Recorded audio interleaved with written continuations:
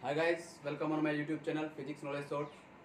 आज हम स्टार्ट करेंगे फिजिक्स की करंट इलेक्ट्रिसिटी सेकंड यूनिट, जिसके अंदर हम ये सीखेंगे कि करंट क्या होता है। इलेक्ट्रिसिटी आपने पहले भी पढ़ी थी, स्टैटिक इलेक्ट्रिसिटी, और अब आप पढ़ोगे करंट इलेक्ट्रिसिटी। तो ये करंट इलेक्ट्रिसिटी क्या होती है, ठीक है। तो आज स्टार्ट करते हैं करंट इलेक्ट्रिसिटी के अंदर। करंट इलेक्ट्रिसिटी क्या होता है।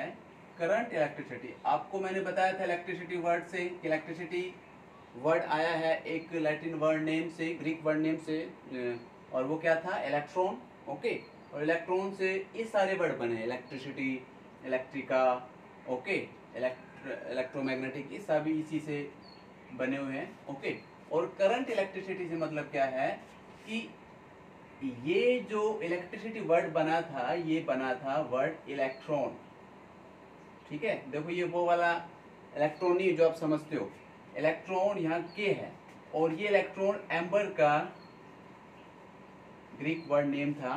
ओके, और ये एक चार्ज, एक स्टिकी सब्सटेंस था, एक चार्ज सब्सटेंस था जो सबसे पहले डिस्कवर किया गया था। और ये जो एम्बर है ये एक चार्ज है, और जिसको हमने इसको ऐसा कुछ नाम दिया था, इलेक्ट्रॉन। और ये चार्ज पार्टिकल जब मोशन में होता है, ठीक है, चार्ज जब मोशन में होता है, चार्ज जब मोशन में होता है, तो इस टाइप की इलेक्ट्रिसिटी को हम नाम देते हैं करंट इलेक्ट्रिसिटी, और you can say dynamic electricity. Okay, तो आपको ये सब पता होना चाहिए, ठीक है। तो आज हम स्टार्ट ही ऐसा टॉपिक करने जा रहे हैं जिसे बोलते हैं करंट इलेक्ट्रिसिटी। तो आपको यहाँ ये समझना है कि व्हाट इज करंट, करंट यहाँ क्या होता है। ओके, सो करंट को समझने से पहले आपको ये समझना पड़ेगा types of conductors, types of substances, जिसमें आपको समझना है कि कंडक्टर होता है, इंसुलेटर होता है, सेमीकंडक्टर, एक सुपर कंडक्टर होता है, जो मैंने पहले वीडियो के अंदर आपको सिखा दिया था। अब आपको ये समझना है कि ये जो हम टाइप्स ऑफ सब्सटेंसेस के अंदर कंडक्टर को इलेक्ट्रिसिटी से कनेक्ट करते हैं, इलेक्ट्रिक फील्ड के साथ कनेक्ट करते हैं, तो इसके इलेक्ट्रॉन का मूवमेंट कैसे होता है, इलेक्ट्रॉन का क्या मैकेनिज्म होता है, यहाँ ये समझना है। ओके, तो आपको पता है जब तक आप इसको करंट नहीं देते हो, means the key is open, जब तक की ओपन है, ठीक है, ये सिंबल की का है, पता होना चाहिए। जब तक आप इसको नहीं देते हो करंट, उससे पहले तक ये इलेक्ट्रॉन्स कैसे होते हैं, आर इन रैंडम डायरेक्शन, कोई इधर, कोई इधर, कोई इधर, कोई, these all are in random direction, हर अलग अलग डायरेक्शन के अंदर ये मूवमेंट में होते हैं। और जैसे आप इसको क्या देते हो, करंट देते हो, करंट देते ही ये अब एक स्पेसिफिक डायरेक्शन में इनके ऊपर फोर्स लगता है, सच दैट इस तरफ इसका पॉजिटिव है और इस तरफ इसका नेगेटिव है। तो these all electrons are try to rush towards the positive, इसके पॉजिटिव की तरफ ये ऐसे कैसे रश करते हैं, पॉजिटिव की तरफ ये ड्रिफ्ट करते हैं, मूव करते हैं। ओके, तो ये कुछ ऐसे अलग अलग डायरेक्शन में ना हो कि किसी पर्टिकुलर डायरेक्शन में चल पड़ते हैं, पर्टिकुलर डायरेक्शन में चल पड़ते हैं, ऐसे लाइक दिस, ये सभी एक पर्टिकुलर डायरेक्शन में, एक ही डायरेक्शन में ये अब चल पड़ते हैं। और इसी पर्टिकुलर डायरेक्शन में चलने के कारण अब ये कंडक्टर इलेक्ट्रिसिटी कंडक्ट करने लग जाता है, जिसमें इस तरफ तो डायरेक्शन किसकी होती है, जिसे हम बोलते हैं इलेक्ट्रॉनिक करंट, इसे हम क्या बोलते हैं भाई, इलेक्ट्रॉनिक करंट। और इस तरफ जो डायरेक्शन होती है, this is the direction of conventional current, जो मैंने आपको पहले वाले वीडियो में बताया था, पढ़ाया था। Okay, conventional current. ओके, तो इस तरफ क्या होती है डायरेक्शन ऑफ इलेक्ट्रॉनिक करंट, और इस तरफ क्या होती है डायरेक्शन ऑफ कन्वेंशनल करंट। तो अब यहाँ आपको यहाँ ये सीखना है कि इलेक्ट्रिक करंट क्या हुआ, करंट क्या होता है। Current is the rate of flow of charge, charge flow करता है पर यूनिट टाइम में, हम इसको कहते हैं इलेक्ट्रिक करंट। ओके, जो आप अपने प्रीवियस क्लासेस में पढ़ चुके हो, ठीक है। तो अब करंट कब बना, जब चार्ज फ्लो हुआ और किसी पर्टिकुलर टाइम में। ओके, तो इसे हम क्या बोलते हैं, इलेक्ट्रिक करंट। और इसमें भी आपको ये ध्यान रखना है, जिस तरफ इलेक्ट्रॉन मूव करते हो तो इलेक्ट्रॉनिक करंट, जिस इसके अगेंस्ट जो डायरेक्शन होती है वो डायरेक्शन ऑफ कन्वेंशनल करंट। और फॉर कन्वीनियंस हम भी यही मानते हैं, the direction of current is this, positive से नेगेटिव। ओके, ऐसे हम इसके अंदर ही समझते हैं।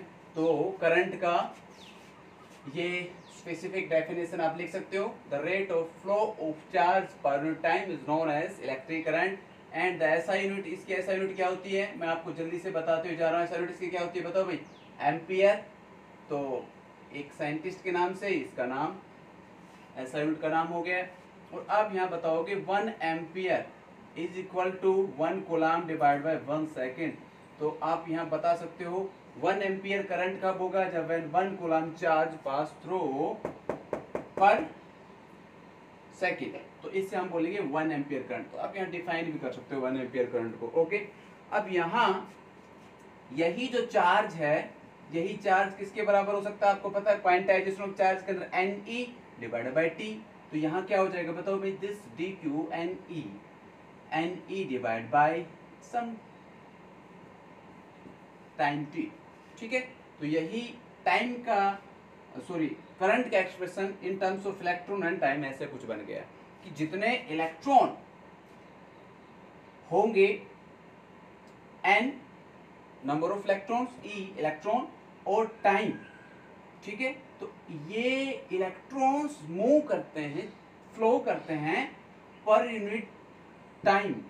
तो इसे हम क्या बोलते हैं, क्या इसका डिफाइन करते हैं, इसे हम बोलते हैं इलेक्ट्रिक करंट। ओके, तो ये इलेक्ट्रिक करंट ऐसे इसके अंदर फ्लो करता है। ठीक है, अब इसका मैकेनिज्म बताना बाकी रह रहा है। तो ये तो अपने प्रीवियस क्लास में इतना सब कुछ आपने पढ़ा होगा कि अब इसमें आपको यहाँ ये सीखना है कि इलेक्ट्रॉन मूव करते हैं और वो जो मूव करते हैं तो एक स्पेसिफिक वेलोसिटी के साथ में मूव करते हैं। ठीक है, और वो जो स्पेसिफिक वेलोसिटी होती है हम उसे बोलते हैं ड्रिफ्ट वेलोसिटी। भाई जब आपने इसको इलेक्ट्रिक करंट नहीं दिया था, जब तक इलेक्ट्रिक करंट नहीं दिया था उस समय तक ये सब क्या था बोलो, जब तक इलेक्ट्रिक करंट नहीं दिया था उस समय तक ये सारे रैंडम डायरेक्शन में थे, these all were in random direction. जैसे ही आपने की ऑन की और जैसे आपने सप्लाई किया इलेक्ट्रिक करंट, इसकी वजह से अब ये इलेक्ट्रॉन्स मूव करने लग जाते हैं किसी पर्टिकुलर डायरेक्शन में और इसकी वजह से हमें ये समझ में आता है कि करंट फ्लो हुआ। ठीक है, करंट फ्लो हुआ। अब आप यहाँ देखोगे कि जब ये इलेक्ट्रॉन्स मोशन में होते हैं, इसी मोशन के दौरान ये आपस में टकराते हैं। ओके, तो ये जो इनके बीच में टकराना होता है, कोलिजन होता है, इन्हीं कोलिजन के बीच में कुछ टाइम गैप होता है। जैसे एक इलेक्ट्रॉन यहाँ से टकराया, ठीक है, यहाँ से टकराया, फिर जैसे ये इलेक्ट्रॉन किसी दूसरे इलेक्ट्रॉन से टकराता है, ऐसे ये किसी नेक्स्ट इलेक्ट्रॉन से टकराता है और ये इलेक्ट्रॉन ऐसे टकराते टकराते एक दूसरे को ऐसे मोशन फोर्स ट्रांसफर करते जाते हैं और इस हिसाब से ये जो इलेक्ट्रॉन है वो लगातार ऐसे मूवमेंट करते जाते हैं along with some collision. Collision के साथ में ये, क्योंकि आपको पता है कोई एक दो इलेक्ट्रॉन्स होते नहीं है, 10 की power 10 raise 29 28 millions of trillions, इतने ज़्यादा इलेक्ट्रॉन्स होते हैं। तो जब ये इलेक्ट्रॉन्स एक साथ मूव करते हैं, मोशन करते हैं तो उस दौरान इनके बीच में आपस में कुछ कोलिजन भी होता है और जो कोलिजन के बीच में थोड़ा सा टाइम गैप होता है। ठीक है, कि एक कोलिजन हुआ, एक कोलिजन होने के बाद और दूसरे कोलिजन होता है, उस दौरान कुछ टाइम गैप रहता है। इसी टाइम के अंदर ये अपनी वेलोसिटी अटेन करता है, इसी टाइम के दौरान ये अपनी स्पीड बढ़ाता है। ठीक है, जब इसको टक्कर लगेगी, इसको जब कोलिजन होगा, तो जैसे इलेक्ट्रॉन को कोलिजन होगा किसी दूसरे इलेक्ट्रॉन की वजह से, तो अब एक बार हो गया कोलिजन, जैसे ही ये किसी दूसरे के साथ में कोलिजन करता है तो ये जो इनके बीच में टाइम गैप होता है, एक बार कोलिजन हुआ माना कि एट टाइम t1 और जैसे ये नेक्स्ट होता है एट टाइम t2, तो इन दोनों के बीच में जो टाइम गैप होता है ये यहाँ क्या होता है, इसे हम एक नाम देंगे, जिसे नाम देंगे टो, रिलैक्सेशन टाइम। ओके, यहाँ बिल्कुल भी कंफ्यूज नहीं होना है आपको। वैसे टो तो शायद हमने सिंबल कहीं और भी देखा है, यहाँ symbol tau for relaxation time. ठीक है, तो आप यहाँ क्या बताओगे, रिलैक्सेशन टाइम। ठीक है, रिलैक्सेशन टाइम, ठीक है, ऑफ इलेक्ट्रॉन। इलेक्ट्रॉन का रिलैक्सेशन टाइम आप क्या बताओगे इसके अंदर कि ये इलेक्ट्रॉन्स के बीच में जो गैप होता है, ठीक है, टाइम गैप होता है। तो आप बताओगे, क्या बताओगे इसके अंदर? Time gap between the successive collision, successive collision is known as, इसे ही हम क्या नाम देते हैं? Relaxation time. इसे हम क्या नाम देते हैं भाई? Relaxation time. और इस रिलैक्सेशन टाइम को हम किससे डिनोट करते हैं? टॉ।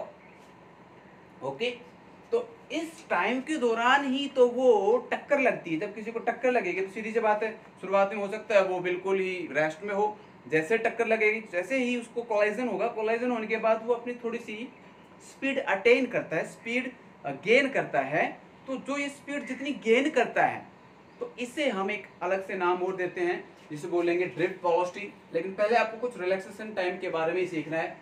ये रिलैक्सेशन टाइम मैंने जो टो बताया है, ये किसी एक इलेक्ट्रॉन के टकराने की वजह से, ठीक है, दूसरे इलेक्ट्रॉन के साथ जो टकराता है उसके बीच में जो गैप होता है, टाइम गैप, ये उसका एक रिलैक्सेशन टाइम है। ऐसे तो बहुत सारे इलेक्ट्रॉन्स होते हैं इसके अंदर, ठीक है। तो अब हम यहाँ सभी इलेक्ट्रॉन्स का कोई एक टाइम, एक एवरेज टाइम मान लेते हैं, और जिसे हम क्या बोलते हैं? इसका एवरेज रिलैक्सेशन टाइम, या हम यहाँ इसको सिंबल यूज कर देते हैं दिस टो। और यही टो है, उसको हम डिनोट करेंगे tau 1, tau 2, tau 3 and so on, कहाँ तक? Tau N divide by N, जितने नंबर ऑफ इलेक्ट्रॉन्स हैं, ठीक है भाई। ये हर इलेक्ट्रॉन अपने अपने आपस में क्या करेगा? कोलिजन करेगा। और हम इसके अंदर इन सभी इलेक्ट्रॉन्स का क्या मान लेते हैं? इन सभी इलेक्ट्रॉन्स का एक पर्टिकुलर टाइम मान लेते हैं। माना कि सभी का रिलैक्सेशन टाइम माना कि 0.1 सेकंड है, ठीक है। हालांकि ये जरूरी नहीं है कितना ही हो, माना कि 0.1 सेकंड है। उससे मतलब यहाँ है, हो सकता है किसी का 0.2 हो, 0.9 हो, किसी का बहुत ही कम हो, ठीक है।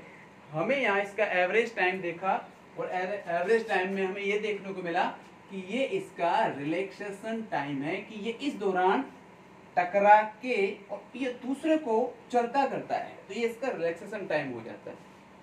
ओके, अब ये रिलैक्सेशन टाइम किसके ऊपर डिपेंड करता है?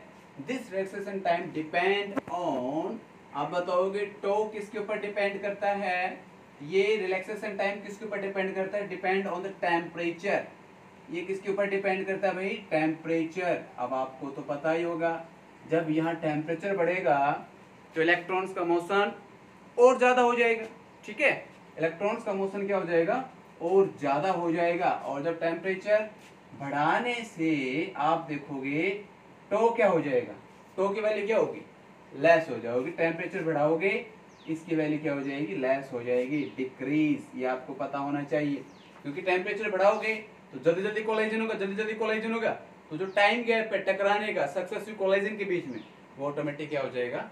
कम हो जाएगा। तो ये आपको पता होना चाहिए, this is the relaxation time. तो हम इसका एक एवरेज रिलैक्सेशन टाइम मान लेते हैं, दैट इज टॉ। ओके, समझ में आया?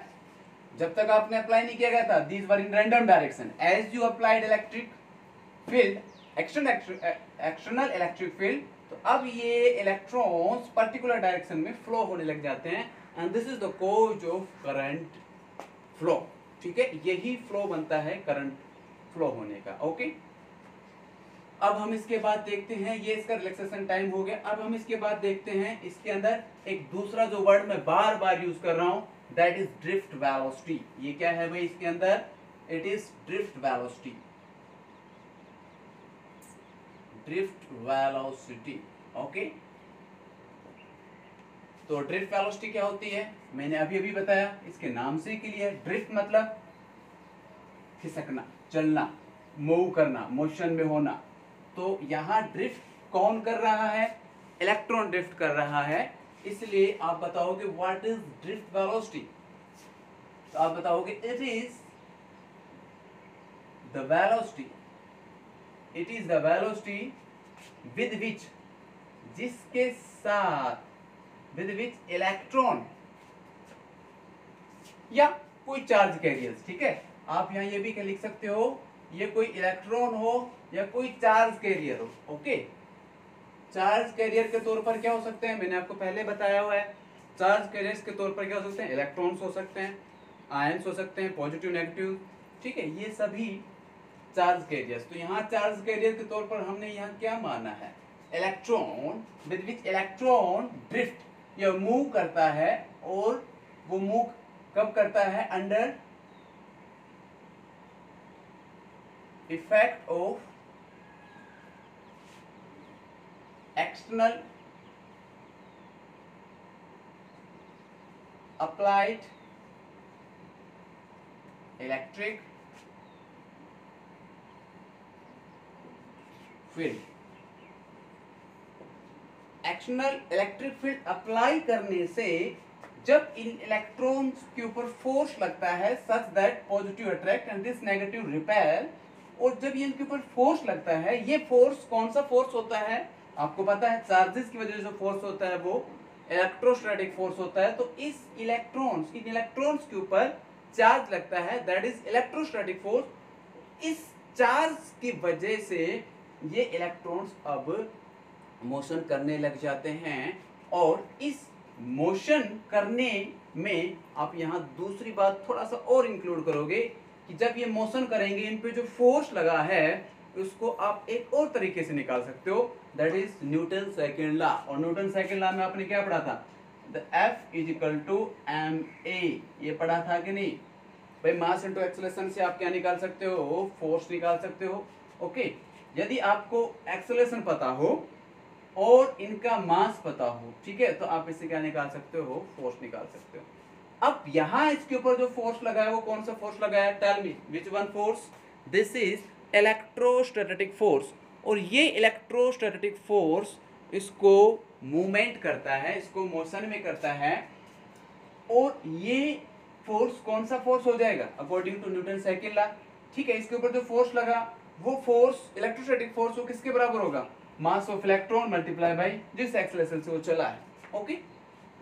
तो अब हम ये निकालना चाहते हैं इसके ऊपर ड्रिफ्ट वेलोसिटी का, ठीक है। लेकिन उससे पहले हम क्या बताएंगे, ठीक है, ये बातें तो आपको बता दी है मैंने। अब इसका हम एक्सप्रेशन निकालना चाहेंगे, लेकिन एक्सप्रेशन से पहले आपको एक इंपॉर्टेंट इसका एक्सेलरेशन भी निकालना पड़ेगा, ठीक है। एज वी नो, जैसा कि हम जानते हैं, the electrostatic force, this electrostatic force tends to move, ये मूव करता है किसको, मूव द चार्ज कैरियर्स। लेकिन यहाँ चार्ज कैरियर तौर पर क्या है, इलेक्ट्रॉन्स विद एन एक्सेलरेशन। और ये जो एक्सेलरेशन, जिस एक्सेलरेशन से ये चलता है, इसको हम नाम देते हैं that is small A, okay, with an acceleration A, okay. अब हम यहाँ स्टार्ट करते हैं कि ये जो इलेक्ट्रोस्टैटिक फोर्स है, that electrostatic force Fe equal to the कौन सा फोर्स हो जाएगा, ये इसका न्यूटन सेकंड लॉ से हम जो फोर्स निकालते हैं, और वो कैसे निकाल सकते हैं, that is equal to F is equal to ma, okay. तो अब आपको पता होना चाहिए m is the mass of electron, a क्या है, a वो एक्सेलरेशन है, ठीक है, जिससे विद विच e मूव करता है। यहाँ ए क्या है, वो एक्सेलरेशन है जिसके साथ में इलेक्ट्रॉन मूव करता है। तो चलो अब हमें इलेक्ट्रोस्टैटिक फोर्स तो निकालना आता ही है, बताओ कैसे निकालोगे इलेक्ट्रोस्टैटिक फोर्स, टेल मी। यहाँ इलेक्ट्रोस्टैटिक फोर्स निकालोगे Q मल्टीप्लाई बाई E, क्योंकि इलेक्ट्रिक फील्ड हमने एक्सटर्नल इलेक्ट्रिक फील्ड दे रखी है कुछ ऐसे, in this direction the external electric field, positive से नेगेटिव एक्सटर्नल इलेक्ट्रिक फील्ड आपने जो अप्लाई की है, that is equal to E। और फोर्स कैसे निकालते हैं, QE, ये तो आपको पता होगा। और ये वाला फोर्स हम कैसे निकालेंगे, MA, ओके।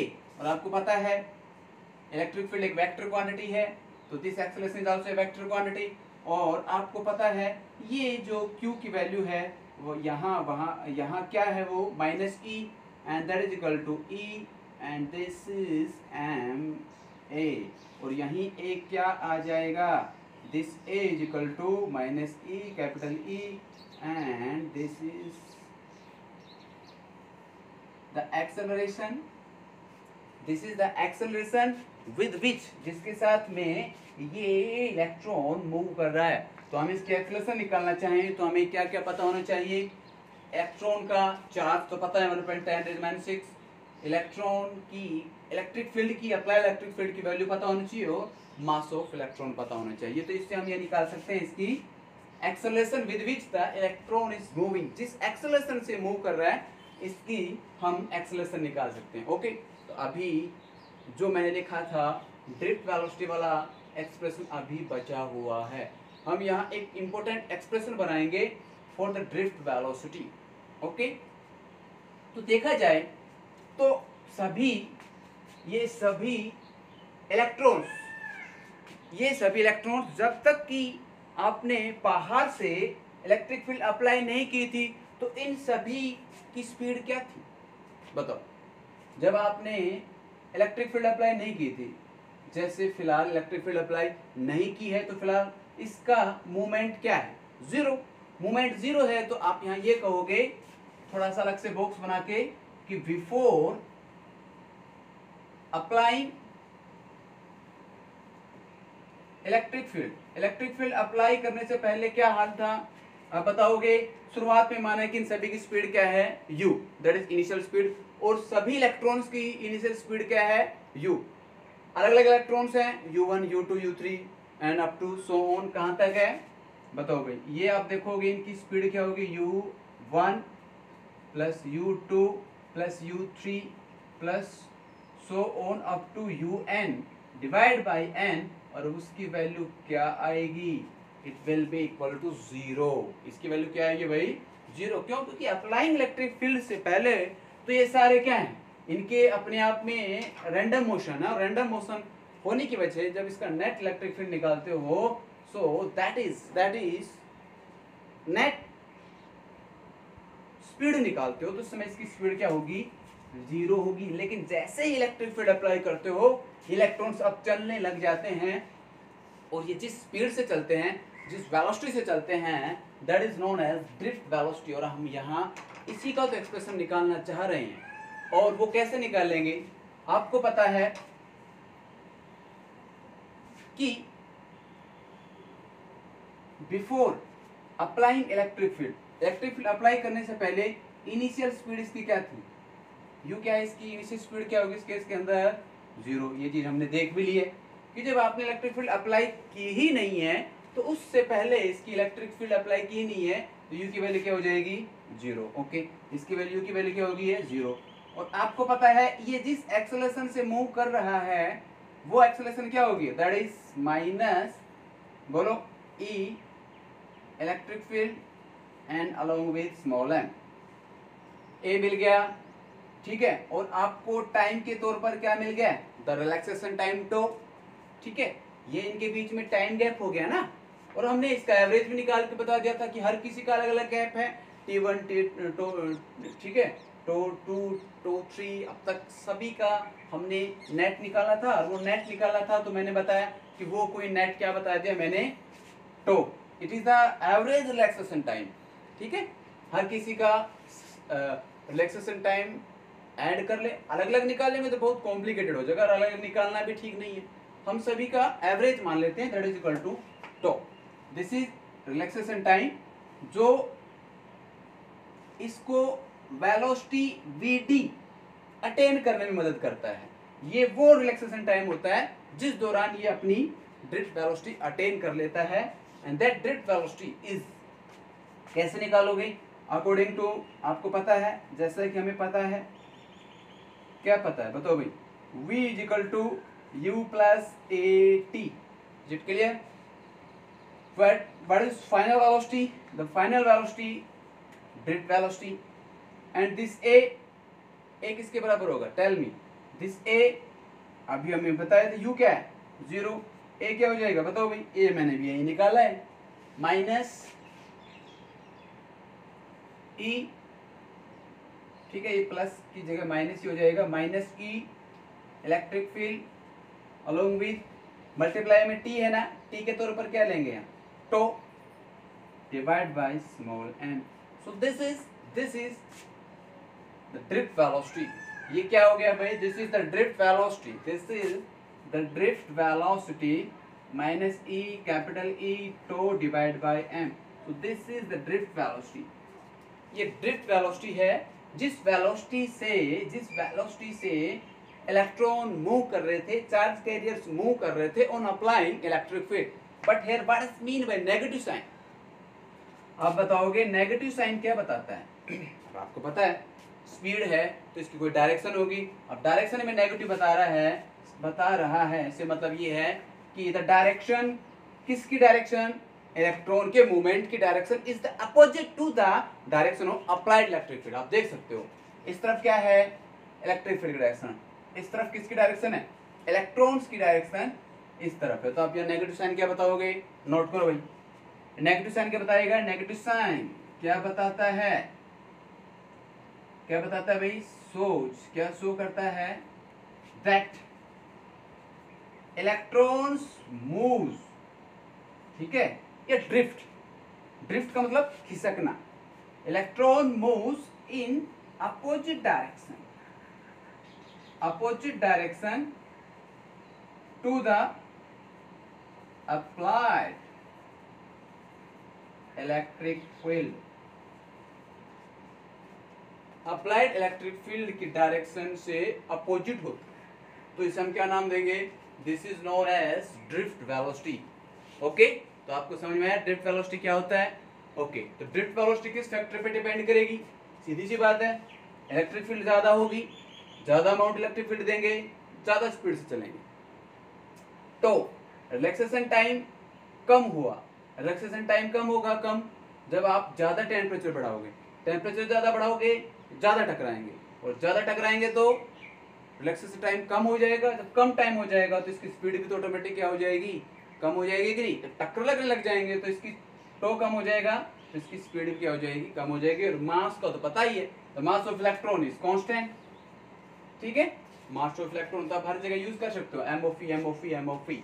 ओके, समझ में आया? तो what is drift velocity? Drift velocity क्यों हुई? ड्रिफ्ट वेलोसिटी जब आपने एक्सटर्नल इलेक्ट्रिक फील्ड किसी भी कंडक्टर को अप्लाई की, उस इलेक्ट्रिक फील्ड अप्लाई करने की वजह से वो जो इलेक्ट्रॉन्स ड्रिफ्ट करते हैं, मूव करते हैं, जिस स्पीड से, जिस वेलोसिटी से वो मूव करते हैं, उसे हम क्या बोलते हैं? Drift velocity. Is it clear to you not? समझ में आया कि नहीं आपको? ओके, अब इसके बाद हम देखते हैं कि करंट, इलेक्ट्रिसिटी के अंदर जो हम टॉपिक पढ़ रहे हैं करंट, तो इस करंट का क्या रिलेशन है ड्रिफ्ट वेलोसिटी के साथ में? ओके, कि निकालना करंट है। ओके, तो अब हम बिल्कुल बेसिक से स्टार्ट करते हैं। हमें निकालना क्या है? आई। और आई किसके बराबर होता है? बोलो, Q divide by T, where Q क्या है? चार्ज। कितने charge? That is equal to Q N E divide by T. यहाँ मैंने N कैपिटल लिया, इससे मतलब यहाँ है कि इसमें total number of electrons. Okay, and E तो इलेक्ट्रॉन हो गए। T टाइम कैसे निकालोगे? आपको पता है, डिस्टेंस पता है L, स्पीड पता है, ड्रिफ्ट वेलोसिटी VD। तो कुछ हिंट मिल रहा है, टाइम कैसे निकालोगे? बताओ भाई। L divide by drift velocity, बताओ ये क्या निकल गया है? टाइम निकल गया है कि नहीं?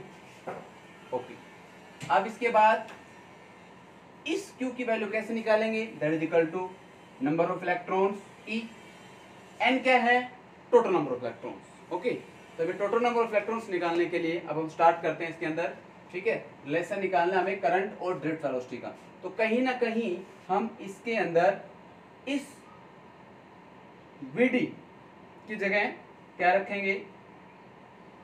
इस VD की जगह क्या रखेंगे? इस VD को तो हमें चाहिए ही, ड्रिफ्ट वेलोसिटी हमें चाहिए ना, तो ड्रिफ्ट वेलोसिटी ऐसे कैसे बचा के रखेंगे, और कहीं ना कहीं हमें इस T की जगह रख देंगे ये, तो कहीं ना कहीं हमें I के साथ में VD का, ड्रिफ्ट वेलोसिटी का रिलेशन मिल जाएगा। ओके, अब हम स्टार्ट करते हैं। सबसे पहले suppose L is the length of, L क्या है? Length of conductor. ये लेंथ ऑफ कंडक्टर है। A क्या है? The cross section area, cross section area of conductor. Cross section area मैंने बताया आपको क्या होता है? This is the cross section area. ये माना कि कोई वायर है, इस वायर का ये और ये क्रॉस सेक्शन एरिया से मतलब यहाँ ये है। लेंथ पता चल गई, एरिया पता चल गया, L is the cross section area and here volume क्या हो जाएगा बताओ, इसका टोटल वॉल्यूम क्या हो जाएगा, वॉल्यूम यहाँ हो जाएगा इसका this V is equal to L into A. भाई इसका हाइट मान लो या इसकी यहाँ से यहाँ तक इसकी डेप्थ मान लो, और ये इसका एरिया है। वैसे आप क्या पढ़ते थे, L into B into H, ये पढ़ते थे, या आप इसका वॉल्यूम क्या पढ़ते सिलेंडर का, pi r square h and what is pi r square, that is equal to A and what is h, h यहाँ क्या है एल है। तो हम वॉल्यूम की जगह क्या कर सकते हैं, सीधा सीधा क्या कर सकते हैं भाई, वॉल्यूम की जगह लेंथ इनटू एरिया, तो ये आपको पता होना चाहिए। ओके, वॉल्यूम आपको पता चल गया, ठीक है। Let small N is the number of electrons per unit volume and small N is the number of electrons. माना कि किसी इतने से स्मॉल यूनिट वॉल्यूम में n नंबर ऑफ इलेक्ट्रॉन्स हैं, ठीक है। What is small N, small N is the number of electrons per unit volume. हमने मान लिया कि किसी छोटे से पोर्शन में, इस छोटे से पोर्शन में इसका कोई वॉल्यूम है, यूनिट वॉल्यूम है, इस यूनिट वॉल्यूम में n is the number of electrons. Okay, तो अब हम यहाँ निकालेंगे total number of electrons. Okay, total number of electrons कैसे निकालेंगे, पहले हम यहाँ लिखेंगे कि टोटल नंबर ऑफ इलेक्ट्रॉन। तो टोटल नंबर इलेक्ट्रॉन कैसे निकालोगी भाई, एक यूनिट वॉल्यूम में स्मॉल n, तो टोटल वॉल्यूम में n इंटू वी, और v की जगह यहाँ क्या है बोलो, एरिया इंटू लेंथ, तो n a l। बात समझ में आई। तो क्या मैं यहाँ लिख सकता हूँ कि टोटल नंबर ऑफ इलेक्ट्रॉन्स कितने होंगे, एक यूनिट वॉल्यूम में कितने हैं n, और v वॉल्यूम यूनिट में जो हमने टोटल निकाला है that is equal to NaL। तो हम यहाँ ये लिखेंगे n is the unit number of electrons per unit volume, एक यूनिट में n है, तो इसके अंदर जो इलेक्ट्रॉन होंगे वो इतने हो जाएंगे NaL। Okay, so these are the number of total number of electron. समझ में आया कि नहीं। माना कि इसमें थोड़े से 10 इलेक्ट्रॉन थे, माना कि 10 इलेक्ट्रॉन है, और इस एक यूनिट वॉल्यूम में 10 इलेक्ट्रॉन है, और अब हम इसको कंबाइंड करते हैं, इसका पूरा वॉल्यूम हमने पता कर लिया that is equal to area into length. अब एरिया इनटू लेंथ हमें इसका वॉल्यूम पता चल गया है, तो अब हम इससे क्या निकाल सकते हैं बताओ भाई, क्या निकाल सकते हैं। अब हम इसके अंदर इसका वॉल्यूम निकाल लिया, और अब किसी पर्टिकुलर वॉल्यूम में n है, तो टोटल वॉल्यूम में उसके n टाइम्स क्या हो जाएगा, मल्टीप्लाई हो जाएगा। So this is the total number of electrons that is equal to capital N। मैं इसको माना कि किसी कैपिटल N से डिनोट कर देता हूं, जो मैंने आपको पहले बताया था। ओके, तो ये तो क्या है टोटल नंबर ऑफ इलेक्ट्रॉन। तो टोटल चार्ज कितना होगा, that is equal to Q। Q क्या होता है Ne, N के तौर पर हम यहाँ ये रख देंगे, N is total number of electrons with in this conductor. और वो क्या हो जाएगा, देखो आप कंफ्यूज नहीं होना, this is small n and this is capital N। Capital N is the total number of electrons and small n is the number of electrons per unit volume, किसी यूनिट वॉल्यूम के अंदर number of electrons.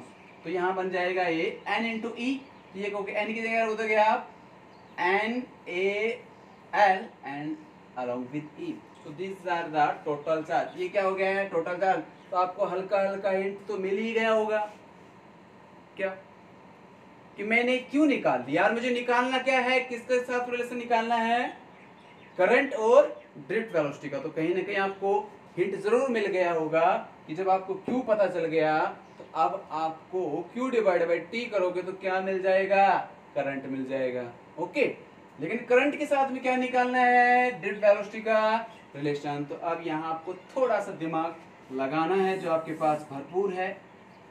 Q divide by T, current आ गया, Q की value आप यहाँ रख दोगे ये, और इससे पहले आप यहाँ ऐसे 3 डॉट करके बता सकते हो, और यही टाइम क्या बताओगे, लेंथ ऑफ कंडक्टर L, और इसमें इनका एवरेज टाइम हमने क्या माना था VD।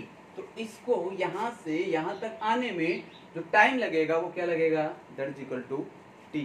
कितना टाइम लगेगा भाई वो, इसके लिए टी, तो समझ में आया, length divided by speed, drift velocity, drift speed, यहाँ ये हो जाएगा। तो अब आपको और भी अच्छे समझ में आ गया होगा क्या कि सर हमें तो वीटी भी मिल गया, तो कहीं ना कहीं हम उस रिलेशन के नजदीक ही हैं। बिल्कुल, अब उसके नजदीक ही हैं। और NaLe divide by length and Vd। तो अब आगे आप बताओगे, L से L कैंसिल, और आपके पास क्या बन गया, this is the important relation, and the important relation is N, L cut गया, AeVd। ओके, तो आपके पास एक रिलेशन बन गया है, that is equal to NaEVd।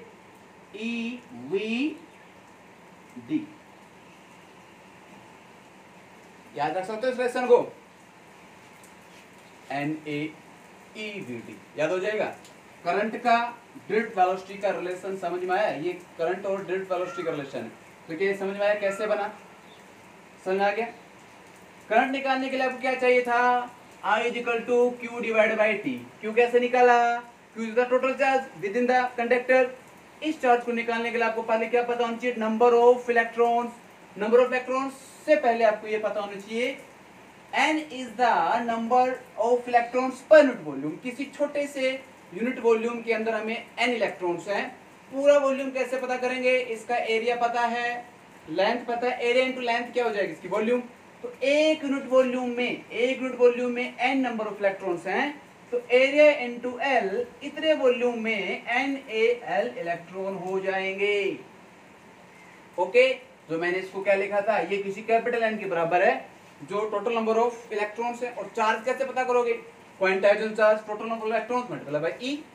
Capital N मतलब सारे इलेक्ट्रॉन, टोटल बड़ा सारा बता इलेक्ट्रॉन, N इनटू और कैपिटल N किसके बराबर है, NaL along with E. So this is the total charge that is equal to NaLe। बस आगे क्या करना था आपको, Q पता चल गया, T आपने यहाँ से निकाल लिया। देखो this T is equal to इस कंडक्टर की लेंथ डिवाइड बाय जिस स्पीड से इलेक्ट्रॉन्स जो चार्ज कैरियर्स मूव कर रहे हैं वो सब डिवाइड कर दोगे, क्या आ जाएगा इसका, टाइम आ जाएगा। तो आपने टाइम की जगह ये रख दिया, L से L कैंसिल, ये Vd यहाँ हो गया। तो ये रिलेशन बन गया I इक्वल टू NaEVd। लेकिन आपको ये याद नहीं हो रहा है ना, चलो इसको याद करने का मैं एक और तरीका बताता हूँ। शायद आपने ये नाम सुना है कि नहीं, आवेदन नाम सुना आपने, आवेदन सुना है। चलो इसी को हम ये ले सकते हैं, कैपिटल A VD ENC, आवेदन। आवेदन, area, drift velocity, electron, N.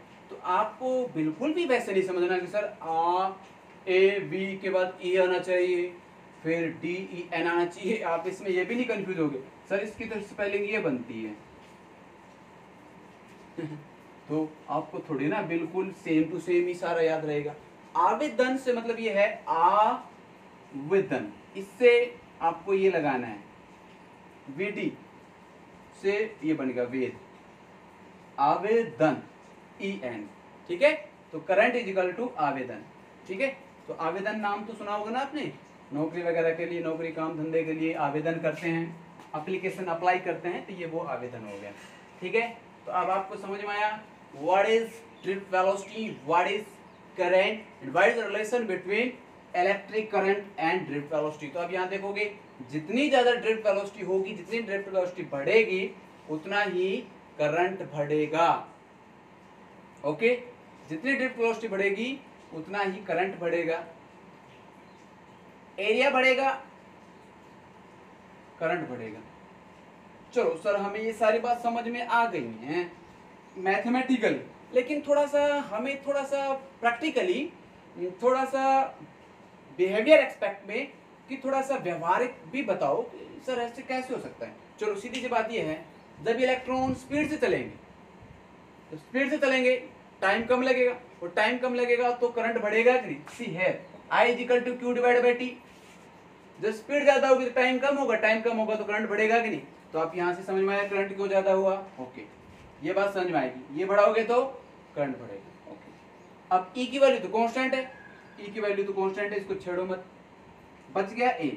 ए को बढ़ाओगे, ए को कैसे बढ़ाओगे, माना कि ये थोड़ा और बड़ा कर दें, और बड़ा कर देंगे तो आपको पता है ये जो गैप है ये थोड़ा सा, जैसे कोई ट्रैक होता है एथलीट्स के लिए, ट्रैक होता है, वो ट्रैक थोड़ा वाइड कर दें, चौड़ा कर दें, तो उस पर जो चलने वाले एथलीट्स हैं उनको चलने में आसानी होगी, खुले खुले होंगे, आराम चल पड़ेंगे, ठीक है। हालांकि वो तो एथलीट्स की बात है, 10 15 20 गिनते गए होंगे सभी देशों के, लेकिन ये तो करोड़ों बिलियंस ट्रिलियंस होते हैं, इनको यदि जितनी जगह खुली मिलेगी उतनी ही फ्रीली फ्रीडम से ये मूव कर पाएंगे, और जब कोई चीज फ्रीली से और फ्रीडम से मूव कर पाएगी तो करंट इस केस के अंदर बढ़ पाएगा कि नहीं। भाई एक तो कंजस्टेड एरिया मिले उसमें से इलेक्ट्रॉन्स निकले, और एक काफी वाइड एरिया मिले उसमें इलेक्ट्रॉन जब चलेंगे तो ज्यादा करंट फ्लो होगा। समझ में आया कि नहीं? ओके, तो ये सब रिलेशन था करंट इलेक्ट्रिसिटी के अंदर, इलेक्ट्रॉन के ड्रिफ्ट वेलोसिटी का अलोंग विथ करंट। ओके, तो नेक्स्ट हम आगे नेक्स्ट टॉपिक में करेंगे। ओके, अब हम स्टार्ट करते हैं मोबिलिटी। और मोबिलिटी क्या होता है, नाम से ही क्लियर है, मोबाइल फोन। पहले टेलीफोन होते थे, एक जगह फिक्स होते थे, टेलीफोन नाम दे दिया उनका, अब हम यहाँ यूज़ करने के लगे मोबाइल फ़ोन। वो फ़ोन अब मोबाइल हो गया है, चलता फिरता हो गया है। बिल्कुल वैसे ही जैसे आजकल जो हॉस्पिटल होगी वो मोबाइल हॉस्पिटल हो चुकी हैं। फॉर एग्जांपल एम्बुलेंस है, आप एम्बुलेंस के बारे में देखते हो कि एम्बुलेंस में छोटी सी हॉस्पिटल ही होगी, उसके अंदर ऑलमोस्ट ऑल थिंग होती है, वेंटिलेटर वगैरह और भी सारे ऑक्सीजन और बहुत काफ़ी नेसेसरी थिंग होती हैं उसके अंदर। तो एक प्रकार से वो मोबाइल हो गई है, हॉस्पिटल मोबाइल हो गई है, फ़ोन मोबाइल हो गया है। ऐसे ही या मोबिलिटी की मतलब यहाँ ये है कि चलता फिरता मोबाइल मोबिलिटी, और यहाँ मोबिलिटी से मतलब है drift velocity per unit electric field, कि हम किसी चार्जेस को, चार्ज कैरियर्स को इलेक्ट्रिक फील्ड देते हैं, उसकी वजह से वो जो ड्रिफ्ट वेलोसिटी अटेन करता है हम उसे क्या बोलते हैं, mobility. And this mobility is equal to VD drift velocity divide by electric field. और इसके ऐसा आप निकालना चाहो तो क्या निकलेगी, metre per second divide by newton per coulomb. तो बताओ इसकी यूनिट क्या हो जाएगी, बताओ, metre coulomb per newton second. देखो ये न्यूटन और सेकंड दोनों डिवाइड में हो जाएंगे, या कह सकते हो m c metre coulomb minus s minus. तो this is the mobility of charge carriers, mobility हो जाएगी इसके अंदर, ठीक है। ओके, अब हम इसके अंदर ये सब हो गया। अच्छा, अब अभी यदि बात करें मोबिलिटी के केस के अंदर, इलेक्ट्रोलाइट्स के अंदर, इलेक्ट्रोलाइट्स में चार्ज कैरियर्स क्या होते हैं, cations anions, positive negative ions होते हैं। तो वहाँ जो मोबिलिटी होगी वो नेट मोबिलिटी किसकी वजह से हो जाएगी, बताओ, mobility due to positive ion and mobility due to negative ion, ठीक है, पॉजिटिव एंड नेगेटिव वजह से। ऐसे ही सेमीकंडक्टर की बात करें तो वहाँ मोबिलिटी किसकी वजह से होती है, ठीक है, यहाँ आके पढ़ोगे। सेमीकंडक्टर्स के अंदर चार्ज कैरियर्स के तौर पर कौन होते हैं, इलेक्ट्रॉन्स एंड होल्स। तो वहाँ नेट मोबिलिटी क्या हो जाएगी, mu E plus mu H. Okay, तो यहाँ ये जो म्यू ई है तो आप यहाँ क्या रखोगे, म्यू ई की जगह रखोगे, बताओ भाई, ये म्यू ई करोगे तो क्या हो जाएगा, ये सारा इसके हिसाब से हो जाएगा। बताओ म्यू ई करोगे तो क्या हो जाएगा, बताओ, V D divide by electric field plus V D divide by electric field. Okay, ये क्या हो जाएगा, नेट मोबिलिटी आ जाएगी। अब आप चाहो तो इस ड्रिफ्ट वेलोसिटी की जगह और भी लिख सकते हो, और इस ड्रिफ्ट वेलोसिटी की जगह रख सकते हो, बताओ ड्रिफ्ट वेलोसिटी किसके बराबर होती है, कैपिटल ई स्मॉल ई तो डिवाइड बाय स्मॉल एम। तो अब सीधी सी बात है, इलेक्ट्रॉन की ड्रिफ्ट वेलोसिटी के अंदर यहाँ ई आ जाएगा, जब होल्स की ड्रिफ्ट वेलोसिटी आएगी तो वहाँ ई की जगह आ जाएगा एच आ जाएगा। तो यहाँ पे ऐसे समझ सकते हो। तो यहाँ एक छोटी सी टर्म थी जो आपको पता होनी चाहिए, मोबिलिटी। ओके, तो दिस इज द मोबिलिटी। बच्चा अब आप नेक्स्ट टॉपिक में करते हैं। ओके।